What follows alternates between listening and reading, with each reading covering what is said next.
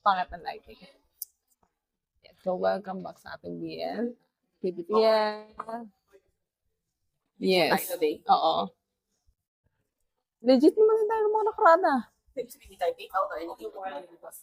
naman tayo ng mga nakarana. Title. Kimi no Ashimoto de Ai wo Shiru. Shiru? So, this is learning to love at your feet. Learning to love at your feet. Summary. In this world, in addition to being male or female, people are divided into two dynamics. Okay. Those who yearn to control and those who yearn to be controlled. So, Hindi, dom and subverse. Okay ba? Di ba yung masokista sa ano? Dominant and masochist yun, di ba? Hindi. Hindi yun eh. Hindi. Hindi yun. Oo. Hindi, te. Sadista at masokista, magkaiba yun. Yung dominant yung most of the time say this. Hindi. Not this right. No. Okay. Continue. So, Kipei talaga siya eh. Kipei, oh. Kipay. So, si Kipei. A regular office worker who's always hated being... Kipei nga, oh. Kipay. Kipay. So, hindi tayo matapos ito.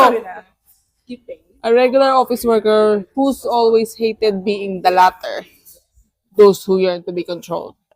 But suppressing his desires has stressed him out to the point of making him sick. Finally, he goes to the doctor who tells him the last thing he wants to hear. He needs to find a partner and get some release. Kipei signs up for a... Talaga kaya. Oh, sige, si Sub. Sub signs for a matching program only to get paired with a guy who happens to be his hot coworker, Sota Otomo. So, ang universe na to, Ano ba pinili si Kipay? hindi ko alam. Haruna. O haro na lang. Sorry talaga. So, itong beginning, nasa hospital na siya kasi he's been taking medicines, suppressant medicines since he was diagnosed as a sub. Kasi ayaw yun. May trauma kasi siya. So, in addition to male and female, there's a type of sex known as dynamic. Okay.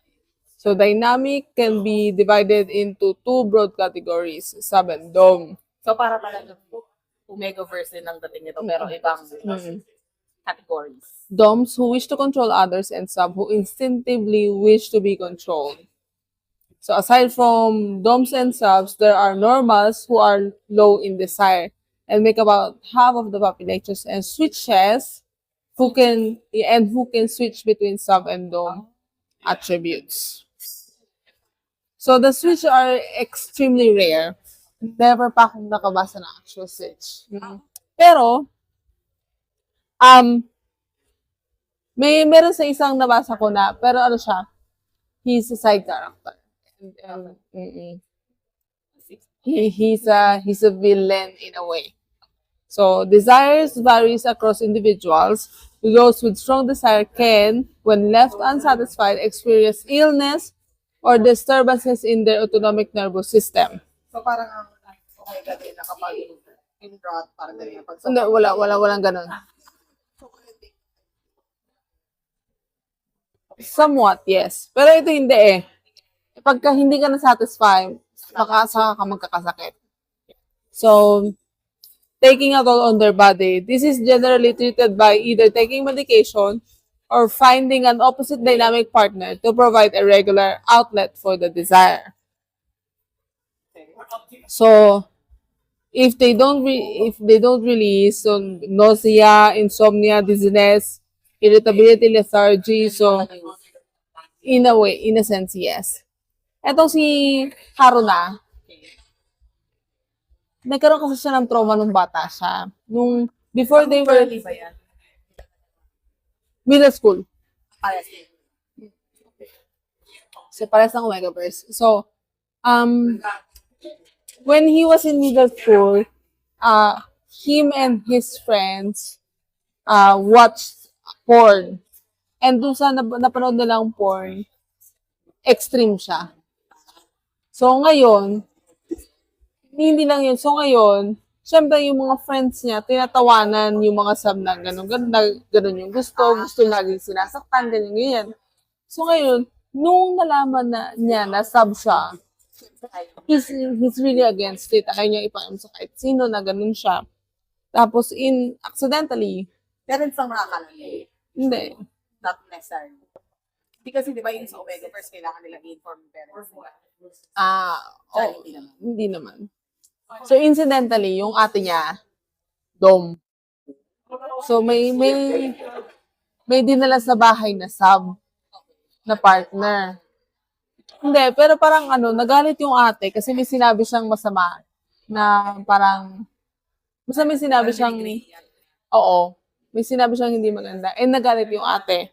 So, in such situations, there are characteristics ng Dom na parang to protect their sub, they have characteristics.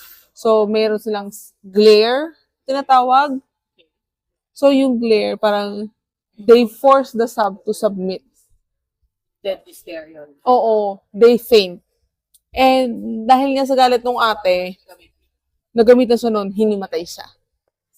So, hindi ano ate niya. Hindi, siguro hindi sobrang galit. So, Si ate may relasyon. may karelasyon na sa kasi Dom yung ate eh. Oo. Oo, relationship talaga. So ngayon, since sinabihan na siya nung doktor na kailangan niya talagang humanap ng partner, nagpunta siya sa government run facility. Tapos, they answer questionnaire and then matchmaking. So, nung nag-sign up siya, yung dumating na Dom, yung katrabaho niya. So, hindi nila both ina-expect yun. Tapos ngayon, kasi sa kanila, sa office nila, he's a Dom. Kasi hindi niya sinasabi kung anong niya. Oo, hindi siya nagsasabi kung anong niya, second gender niya. So, everybody just assumed. Everybody just assumed. So, tapos sabi niya, in reality, ayaw niya talaga kasi nga, oo, so, sabi niya, hindi niya magets, ayaw niya ng bakit, but perverted yung desires, ganun. Dahil nga kasi ang unang introduction niya lang, aside from sa health class, porn. So, very negative yung image niya with the sub. Since negative yung image niya, tapos meron pa siyang trauma galing sa ate niya, he never really did some research about it. So, iniwasan niya talaga at all. Wala siyang alam. So, ngayon ito, sabi, Siya yan? Dom. Ayun yung dog. Ito yung sub. Okay, typical. Typical lang yan. Medyo gwapo naman, oh. Typical looking. So, syempre, with the Dom and Sub universe, there are, of course, rules. So, kailangan ng safe word, and ganyan. So, may play sila. No. Any kind of play ito. So, basta, uutusan mo yung isa, and then, oo. So, ito, yung basic beginner nito, since he's never played in his life, they started with the basics. So, nag-safe word sila, gawa sila ng safe word, tapos commands. Basic command. Sit, stand, yung mga ganang command. So they started with that stand up, and then every time na magbigay siya ng command si Dom, si Sota, every time siya magbigay ng command, pagka sinunod ni Sab, big boy. Oo, good boy, ganyan. So, every time na sabihin siyang good boy, he feels light.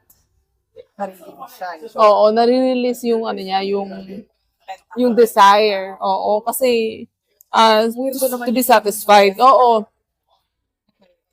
Tapos, tinan mo itong ano yan, Neil.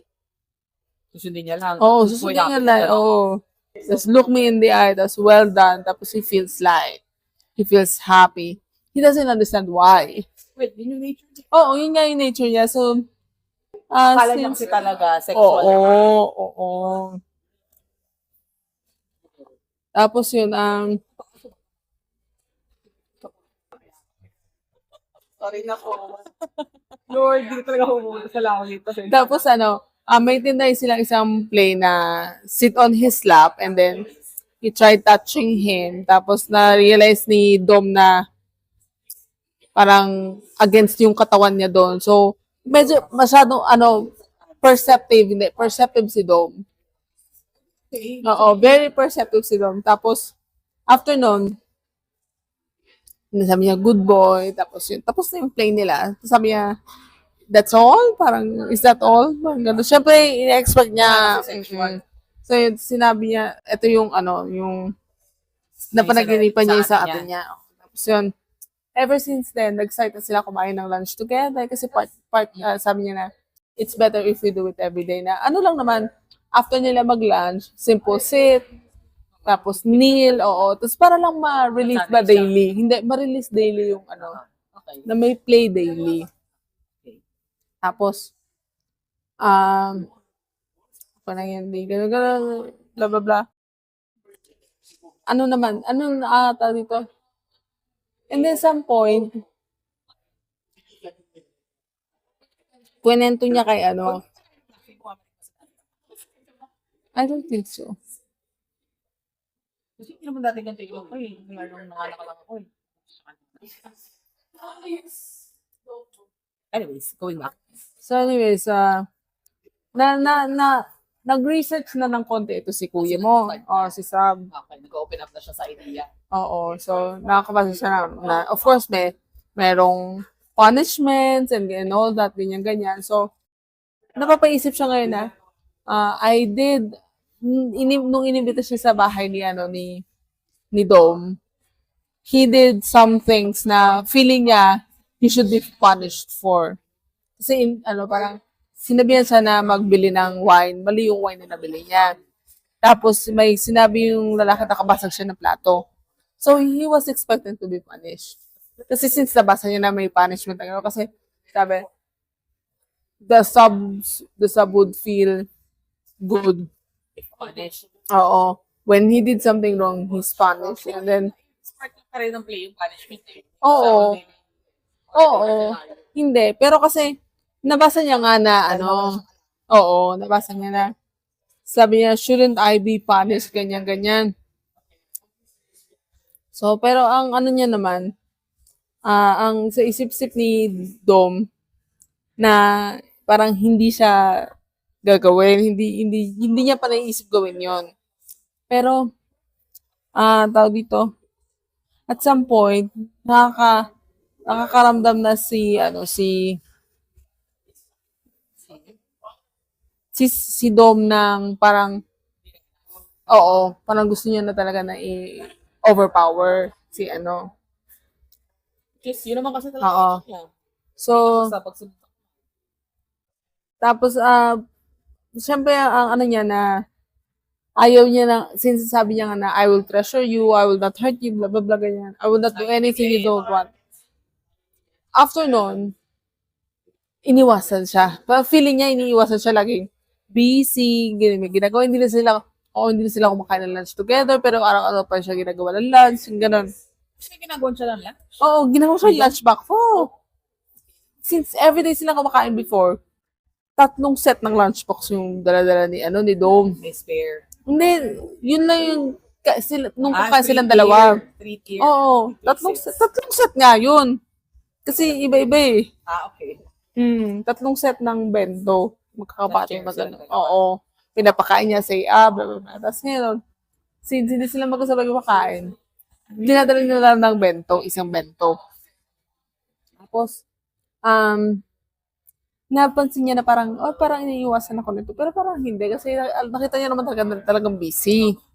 Pero sabi niya na, parang, oo, iba na yung feeling niya. Okay. So ngayon, napansin nung isang katrabaho nila na, Hindi na sila sabay kumain. Gano'n. oo, are you lonely, ganyan, dahil di ka sabay kumain, ganyan.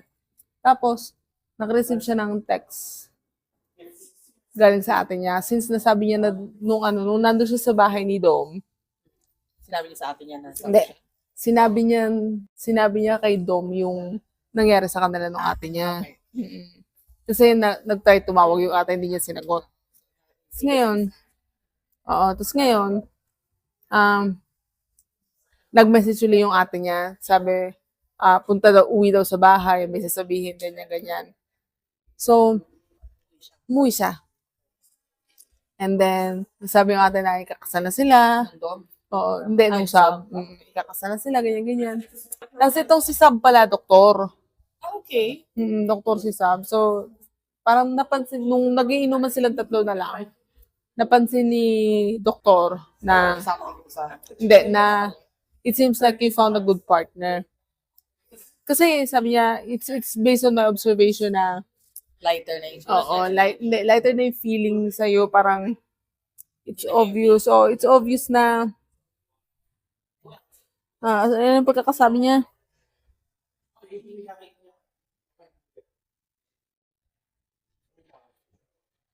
Ito. Ilang araw na sila. Ay nga mga napansin. Ilang linggo na sila ganyan. Oo. Sabi niya, I'm gonna go off on a limb here and ask, did you meet a good partner? Your dynamic has stabilized. I figure it must be because you met a nice dog. Sabi niya gano'n. I get a sense just from looking and talking to someone. Sabi niya ganyan. Tapos, parang nasabi din ng doktor na, it seems like hindi ka fully satisfied.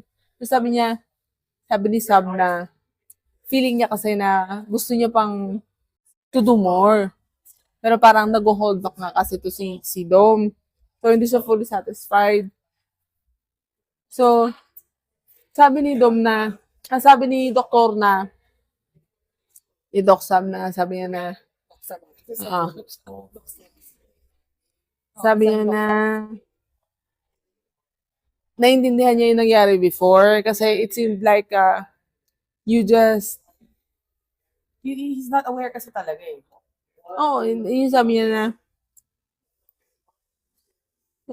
na, you were still young back then and it seemed like you just found out your dynamic. So, you must have been confused and that's totally normal. So, kaya sabi nga ni Doc Sam na, sabi nga ni Doc Sam na, siguro, nung ginamitan ka ng glare ng ate mo, ganyan. She was really parang bothered by it. And until now, ganyan. Hindi nag-usap pa sila some more, ganyan. Tapos ang sabi, eventually okay mo sila. Sabi niya lang na, lately I haven't been satisfied with him just pampering me. So, gano'n. Kasi hindi pa sila nag-sex at all eh. So, talagang pamperim lang, ganyan. Tapos, etong pinakita last part, umiinom na ng gamot si si Dom. Hindi. Ngayon lang pinakita. Yung Dom na yung umiinom ng gamot to control his desire. Kasi parang feeling niya too much na. Hindi sila kasi mag-usap. Ito na naman tayo eh. Oo. Yun nga Non-existent communications eh. Yun nga laging issue. Communication is just imagination. Okay. So, yun na, as in, bonggang-bonggang, eto na yung coworker. Ito yung coworker na nakapansin. na, tapos may inaano pa siya, may chinichika pa siya na yung isang babae sa nakatrabaho nila is usab na may gusto daw doon kay Dom. Oo. Okay. Ngayon, ito si Gago. Hindi, si Gago, Niya. ginatungan, sabi, after daw nung ano nila, nung project, nung successful na yung project nila, Nakita yung dalawa. hindi. Magkasama sila sa ano eh. Hindi, sabihin ko bakit kayo. Hindi nga. After, so, ang chika nito ni coworker, after daw nung project nila, magko-confess na daw si girl kay Dom. Oo. Okay. Tapos sabi niya, you know what, let's go for a drink. Sabi ni coworker. Okay. And itong si coworker, he's a Dom. Ay, may isa siya nakasama. Oo. Oh, ganun. Tinututo. Oo, tapos ito sabi niya na, in a way, yes. So sabi, ito napansin niya, you're free right now, aren't you? So, you're a sub, right? I never noticed. So, just, sabi niya, how do you know, how do you tell? Sabi niya, your health seems to be really affected by the environment. Did you break up with your partner or something? So, sabi, wanna mess around with me tonight? So, parang gusto lang na, ano lang, parang kahit ano lang. Oo, release lang. Tapos, you're not exactly in the best shape kasi medyo nagpe-pale na naman siya eh. Kasi nga, iniiwasan siya ni ano eh, oo. How about we try it once and if we're compatible, you could be my partner. I'll treat you well. Yung gano'n. Hindi naman kasi sabi si Kuya eh. Ano lang, offering lang talaga. Tapos ano niya na, I do have a partner, right? Sa isip-isip niya gano'n. Kaya lang kasi, isip niya na, iniiwasan na ako eh. So parang gano'n. Tapos, nilapitan siya sa let's go to hotel room. Nakita nung isa nagalit. Defense. This is a Dom's defense mode. So, a state of high alert experienced by Doms when trying to protect their partner, accompanied by a fierce glare. So, yan, galit na galit. Kasalanan naman niya. Well, yes, kasalanan niya. Pero, yun, so nagalit sila ganyan-ganyan. So, nagalit na siya. Pinapunta sila sa hotel room. So, you should be punished. Ganyan. So, yan na ang punishment. Yan na yung punishment na tinatagal niya. So, sabi niya, strip. And then, present. Ang present, pag nag-strip, present, buka ka lahat.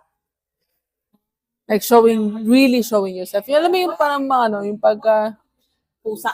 aso na, yung nagpapakita ng belly, ganun. Pero ito, wide open lahat. Hahawakan talaga nila yung legs nilang ganyan para open yung Tapos, since pinapunish siya nito ni get yourself off, ganyan-ganyan. Tapos, naiiyak na siya kasi ayaw. Pero, iniisip niya na kapag hindi ko nagawa, baka, iwanan ako nito. So, he was forcing himself. Then, nag-sorry si kuya mo. Sabi niya, I didn't mean to put you on the spot like this. I just can't control my Dom instincts. You could experience sub-drop from this. So, ang sub-drop, it's when hindi magka-crash yung feeling nung sub. So, they would feel depressed. Oo, depleted. Oo, depleted talaga na parang ayaw na nila mabuhay, ganyan-ganyan. So, after a play. And then, Paano yun? Hindi satisfaction sa kanila. Oo. So, pag gano'n, kailangan ng aftercare, kailangan Tapos, meron pa silang isang area. Tapos, ito, mamaya, mag-ito kayo. So, ayun sabi niya, just say the safe word. Nasa hotel. So, just say the safe word para mag-stop na sila. Ang safe word kasi nila, I love you. Kasi ang sabi ni Kipay, Laro na. sabi ni Sab, Okay, games. K-I-P-P-E-A-I. Parang kupay. Oo. Kupay. Kipay. Oo. Sabi niya na, I will never say I love those 3 words to you. So, I love you yung kanilang safe word. So sabi nito ni ano, nung sinabi ngayon ni Dom na just say the safe word, say I love you. Na-realize niya na, oh, I love him. So, Sinabi niya. hindi niya sinabi. Sabi niya na, ano tawag dito? I finally realized I love you from the bottom of my heart. Oh. But if I use those words now, syempre, they will stop. Eh, ayaw niya. Naman mag-stop ha. Hindi, ayaw niya syempre. You don't forever you stop na yun. For that Hindi, for ano na yun, pagka ganun na, ibig sabihin hindi na sila compatible. Ay, gano'n? Paano to?